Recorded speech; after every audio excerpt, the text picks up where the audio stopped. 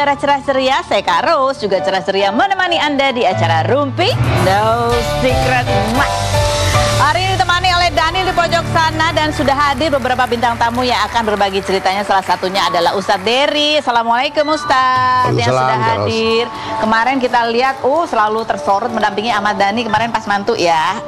Nanti kita mau nanya, benar nggak sih bapaknya Al itu juga ikut deg-degan dan nervous pada saat mau mendampingi ijab kabul. Tapi nanti kita kepojokan dulu untuk membahas hal apa sih yang lagi ramai diperbincangkan menjadi sorotan publik, baik itu untuk hal-hal yang datang dari dunia nyata maupun dari dunia maya. Dari resepsi pernikahannya Al dan Alisa ada banyak sekali sisi-sisi lainnya yang menjadi perhatian netizen. Salah satunya adalah pada saat Alia datang, padahal dia tuh baru 3 hari yang lalu melahirkan, ya kan? Emang kalau zaman sekarang itu teknologi kedokteran memang lebih maju ya, cuman tetap aja ya orang dikaget kayak terlalu maksain deh datang ya, mau eksis banget sih gitu ya komentar-komentarnya kurang lebih ini. Alia datang ke pernikahan Al Ghazali dan Alisa pasca 3 hari melahirkan. Netizen, ini mah maksain, karena banyak juga yang melihat mukanya masih pucat gitu ya kan, demi eksistensi apa gitu ya. Sementara ya ini kan emang sahabat masa kecil ya, kayaknya mereka emang dari kecilnya udah bareng. Makanya ketika sahabat masa kecilnya menikah, kayaknya Alia merasa ya masa iya nggak dateng gitu kan. Nah ini kemarin juga ada Alia juga sempat nulis di broadcastnya, dia bilang begini, ternyata gitu. Broadcastnya emang gitu ya, pendek-pendek gitu ya. Oh ini jadi gini. Ternyata jadi ibu-ibu gini ya, pergi bentar rasanya sedih banget. Wak. Padahal udah ada neneknya di rumah sama kakak-kakak. It's a very special day for my best friend, more like family sih. Dan udah konsultasi juga ke dokter apakah aman dan diizinkan untuk pergi sebentar dan udah dapat ACC. Abis ini langsung pulang nyusuin my baby monster milk lagi katanya gitu. Ada lagi? Enggak, ini coba kita baca komentarnya. Nah ini nih komentar-komentar netizen ya. Maksain banget sih. Padahal rahim habis lahiran kan riskan banget, mau dibilang obat mahal dan lain-lain, tapi namanya rahim nggak kelihatan. Kalau zaman dulu kita kan nunggu 40 hari tuh, baru setelah 40 hari itu keluar, karena emang ya rahimnya tuh baru perlahan-lahan kan mengecil gitu. Tapi nggak tahu kok sekarang ya. Lebih kesian sama bayinya sih, ditinggal ibunya walaupun cuma sebentar. Gue sih mending sama anak di rumah katanya. Yang berikutnya, awas Al, mungkin terasa sehat-sehat aja atau kamu ngerasa udah beli obat paling paten sepaten-patennya. Tapi orang melahirkan itu badannya seperti bongkar mesin aja habis dibongkar butuh istirahat. But semoga sehat selalu ya. Ini nasihat yang baik lah ini kalau ini. Berikutnya ada lagi. Sampai segitunya baru 3 hari udah jalan-jalan haus validasi banget tadi. Terus tadi kayaknya Al juga nulis lagi di broadcastnya, dia bilang gini ya, aduh sudah ketebak deh bakal ada yang kepanasan. Lucunya lagi yang komen rata-rata belum punya anak dan suka huru-hara aja. There's no need for me to explain to anyone actually. Tapi kemarin pergi itu pulang pergi setiap acara dan sampai rumah selalu mandi dulu, keramas baru pegang Aras. Dan Aras nggak sendiri, ada neneknya, kakakku, bidan, Mbak. Oh iya, sebelum acara aku udah konsultasi bukan sama dokter, sama bidan, dan bidan menyusui juga katanya. Jadi masih Asia gitu, nggak pakai dot juga. Makanya sebelum komen tuh minimal cari tahu kayak gitu. Udah ada yang namanya alat pumping, bla.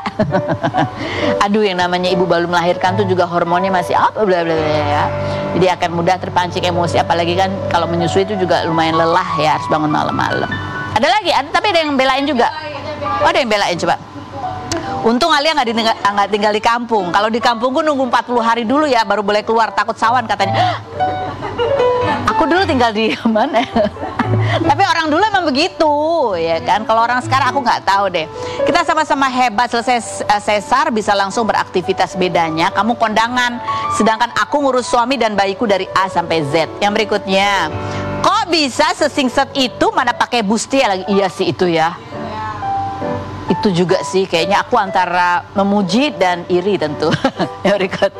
Kalau kata dokter aman, orangnya juga merasa kuat-kuat aja. Terus kenapa sih nyusuin anak kan bisa lewat botol juga diselah ditinggal, masa iya Al gak ninggalin asinya? Lagian ini kan acara besar, sahabat-sahabatnya didoain aja sehat-sehat. Iya bener loh. Ya aku dulu sih nggak 3 hari juga ya. Berapa hari ya waktu itu ya? Iya, udah syuting gitu kan. Tapi kan ya memang bisa dipompa sambil ditelepon sama ibuku. Ini kalau bilang neneknya jagain itu apa? Ayo, air asinya udah mulai sedikit, cepat pulang gitu. Lagian kalau kondangan kan cuma sebentar ya. Sebentar datang, salaman, foto, pulang gitu ya. Oke, ini ngomong-ngomong soal pernikahan, kita juga akan melihat sisi-sisi cerita di balik itu bersama Ustadz Dery Sulaiman. Kita lihat dulu. Katanya bahkan Ustadz Dery Sulaiman ini berapa tahun 2021 pernah hampir menikahkan secara siri Al dan Alisa. Apa yang terjadi pada saat itu? Kita lihat dulu profilnya berikut ini. Ustadz Dery, assalamualaikum. Waalaikumsalam. Ustadz, kita kalau lihat di video-video kan Ustadz kayaknya mulai dari siraman, ada dan selalu dekat juga sama Ahmad Dhani. Emang dari dulu temenan banget? Iya, temenan lah, teman curhat. Oh, teman curhat. Nah, jadi kalau ada curhat-curhat kan sama aku. Dari tahun berapa? Dari zaman? Dari dulu politik-politikan 2018, 2019. Oh, dari zaman itu. Nah, itulah. Oke, ini sebelum Mas Dhani masuk penjara lah. Oh, ini kemarin ada artikelnya, Ustadz sempat cerita bahwa hampir menikahkan siri Al dan Alisa 4 tahun yang lalu gitu. Tapi justru habis dari situ pulang malah putus. Itu lagi ada acara apa sih, Ustadz? Aku lagi, ya waktu itu lagi nginap di villanya Mas Dhani di Puncak. Ngobrol-ngobrol lah sama Mas Dhani itu. Al sama Alisa itu pacarnya dekat banget, mesra banget. Saya bilang, udah lama lagi ya pakai dia, 4 tahun.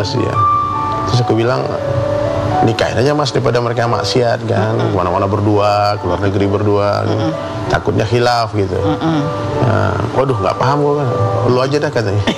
Terus aku kumpulin sama mereka berdua kan, tak jelasin kalau belum siap menikah secara resmi, ya, yang penting dalam pandangan Allah dulu kalian halal gitu. Jangan kalian nanti kemana-mana nanti pacaran, kan dalam Islam nggak ada pacaran kan, adanya ta'aruf kan, udah pernah aku bilang dulu kan, pacaran tuh dengan ta'aruf tuh bedanya dikit. Kalau ta'aruf itu mengenal budi, pacaran mengenal body, itu bedanya kan.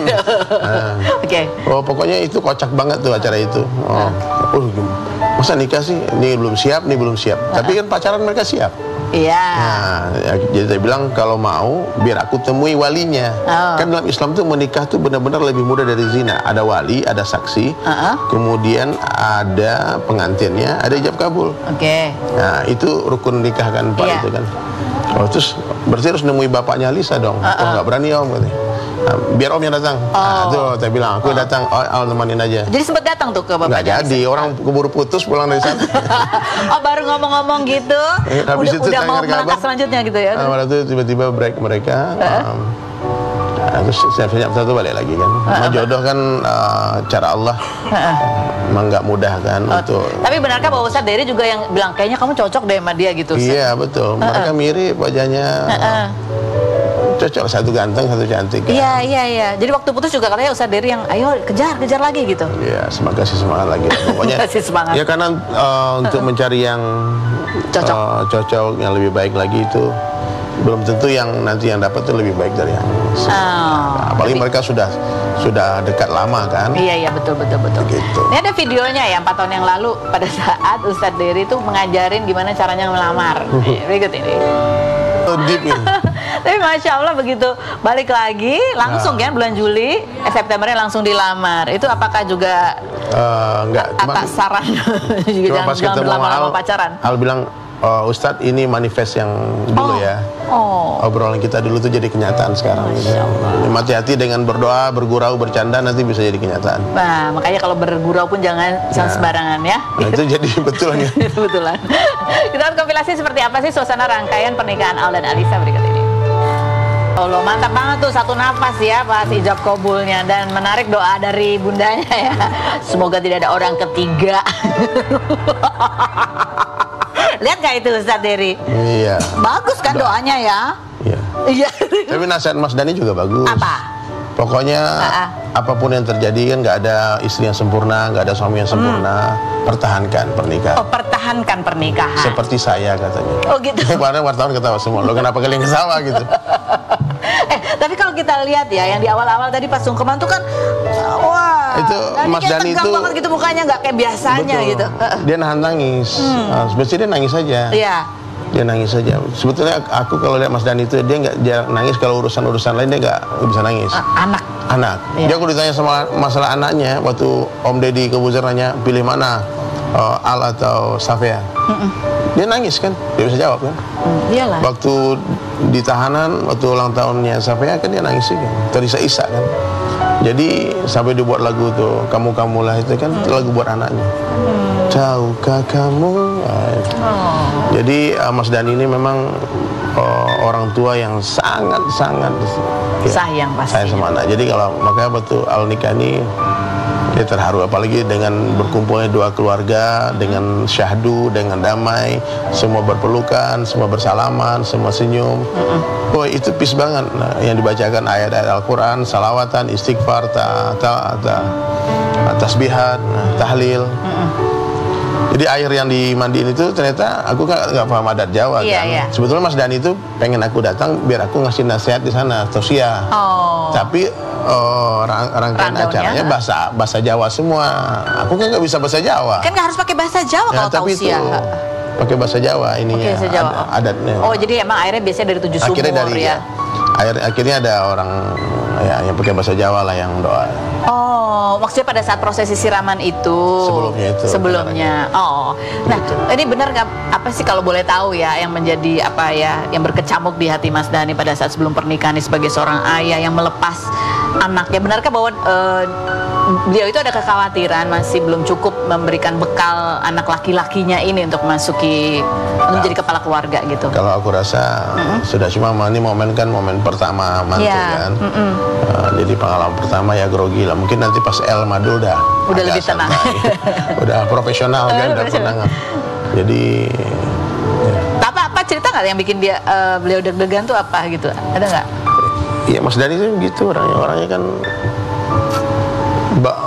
sama apa tuh dibawa ke hati, perasaan gitu, cerita. Sering kalau cerita sama aku nelpon bisa jam, 2 jam curhat. Ada aja, apa aja diceritain. Kan kita kalau lihatnya kalau dari luar kan orang yang gitu ya. Tapi di dalam sini ada melo-melonya ya. Kalau nggak mungkin dia bisa menciptakan lagu romantis itu kan. Jadi apa-apain nanti ini jadi lagu juga. Itu baru mau aku tanya nih, apa ada lagu tercipta dari pengalaman ini? Ya, judulnya Siraman. Oh, Siraman. Baik, yang berikutnya ada juga momen ya, kalau dibilang bahwa ini momen yang syahdu, pertemuan dua keluarga ya, saling silaturahmi juga gitu ya, ada kehangatan, kedamaian di situ.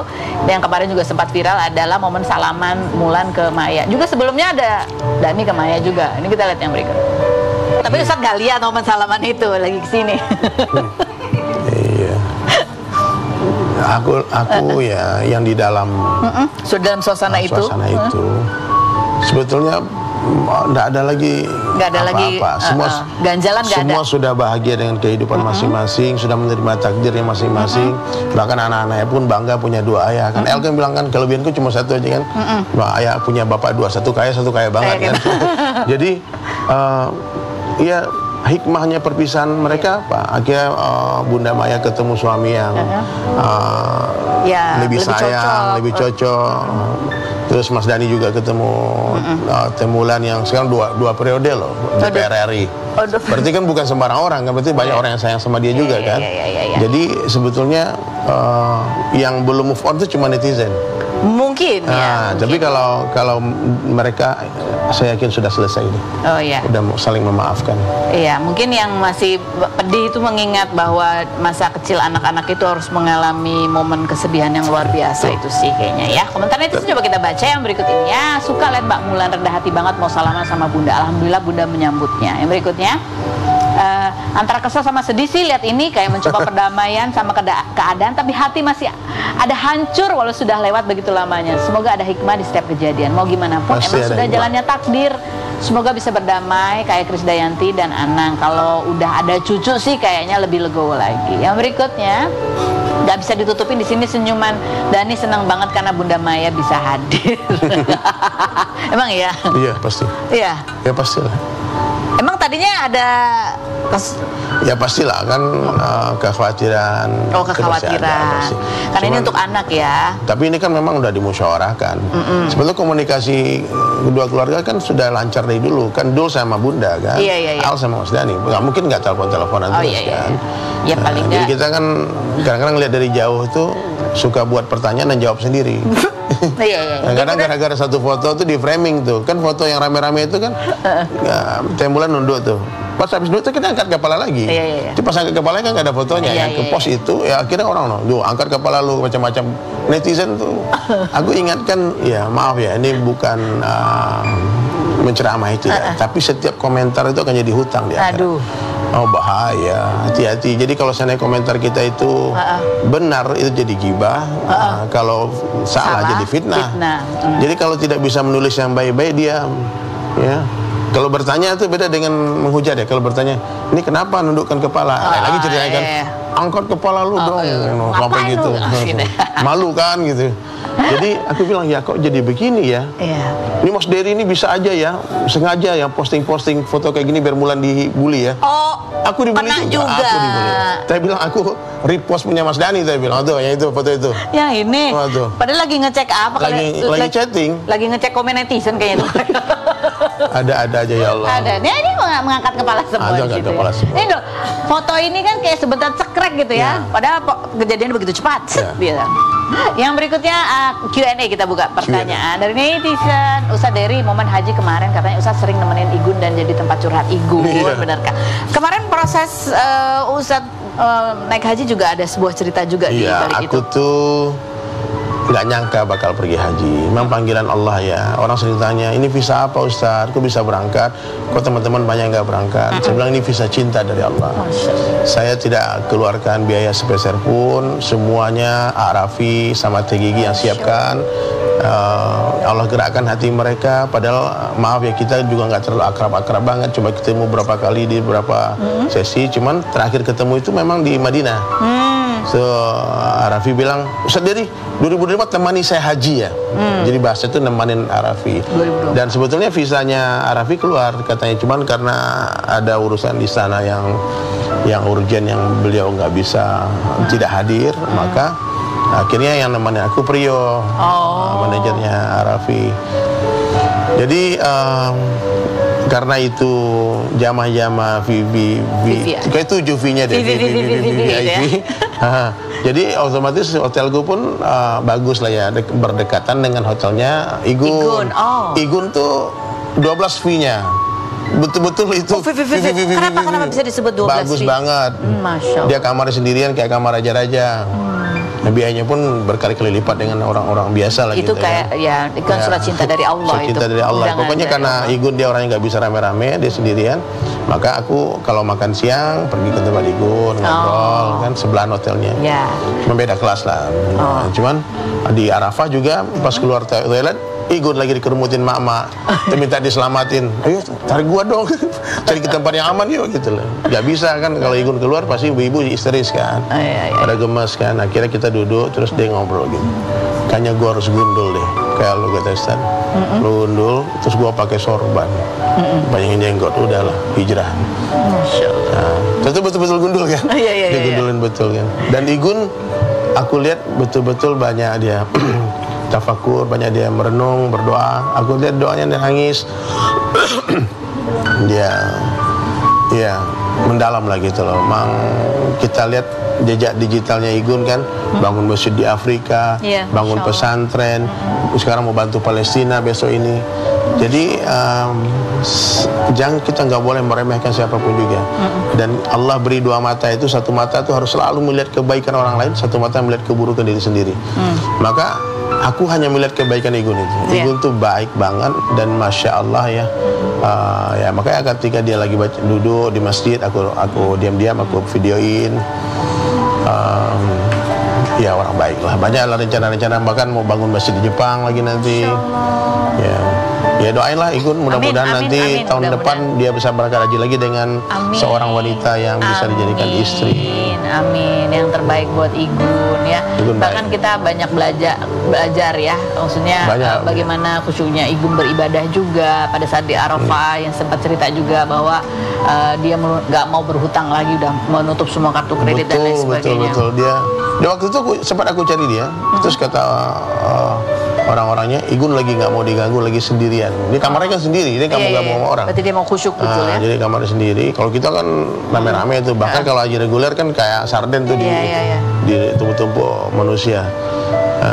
Jadi Igun pas dia selesai doa, munajat, dia ketemu, terus kita sampai terbit matahari, tenggelam matahari kami duduk bersama, terus cerita. Ada Afgan juga jumpa, ada Surya juga. Surya kan diam-diam berangkatnya, cuma tahu tuh ketemu di sana juga.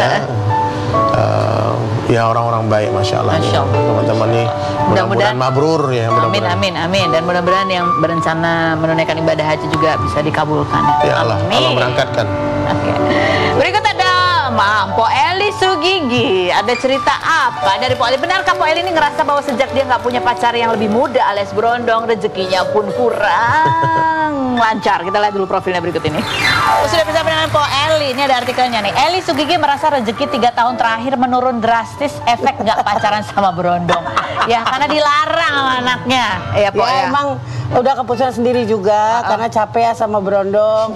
Menikah bukan untuk kebahagiaan, malah menguras air mata gitu kan. Jadi menguras rekening juga nggak Pok? Ya iyalah pasti. Jadi udahlah mendingan sendiri, adanya kerjaan mungkin sendiri tanpa, karena aku di TV itu bilang, lo kalau nggak sama berondong nggak bisa masuk TV. Tapi aku buktikan tanpa berondong pun aku bisa masuk TV. Tapi jadi itu yang Pok Eli sempat ngomong gitu benar atau enggak? Jadi sekarang Itu benar. Tapi Pok Eli ingin buktikan buktiin bahwa saya itu banyak sih orang sekarang nanya, lu mau siapa kan begitu mulu capek ya. Jadi bisa dong bedain diri aku tuh sekarang tuh image-nya jangan ke berondong terus. Image-nya tuh emang rezeki lu banyak kalau mau berondong, bener aku akuin. Ada endorsan sampai pernah mendapatkan 300 juta juga pernah gara-gara endorsan bisa ngebantu ekonomi aku. Tapi 3 tahun ini aku bertahan, aku berserah diri sama Allah. Ya udahlah, emang mungkin ini udah jalan aku, tapi aku sabar aja. Nggak berlebihan pengen jalan-jalan kemana-mana, nggak pengen ke luar negeri kemana, nggak ya. Tapi alhamdulillah anak maksudnya anak-anak ngajak jalan dibayarin. Jadi rezekinya datang dari bentuk yang lain. Gitu. Mau ke Bangkok ada dijalanin, dibayarin sama teman. Masya Allah. Iya, umroh kemarin dibayarin juga sama Adelia Pasya. Berarti memang rezekinya bukan harus melulu dalam bentuk uang. Makanya bentuk pergantian itu ada aja. Nanti teman lagi ngajak umroh, ngajak kerja bareng gitu kan. Oke. Nah ini kalau ini apa Pok? Ini ada Pok Eli juga sempat posting nih curahan hati Pok Eli nih ya, kita lihat ya. Aduh, malu berbicara harga diri, aku juga malu karena hidup aku masih hitam putih, belum sempurna banget. Jadi Kim seorang laki-laki kamu ya, Kim yang bisa menjaga martabat pasangan sendiri. Laki-laki itu harus kerja. Bila kamu bisa mendapatkan istri yang pahami kamu, itu enak. Tapi bila tidak, kamu harus kerja keras seperti aku. Tanpa laki kerja keras terus, bukan tidak mau bantu, akan tetapi hidup aku juga mencari nafkah sendiri. Ini buat siapa sih Pok? Selain berikut ini jangan kemana-mana, tetap di Rumah. Kerja, baru mencintai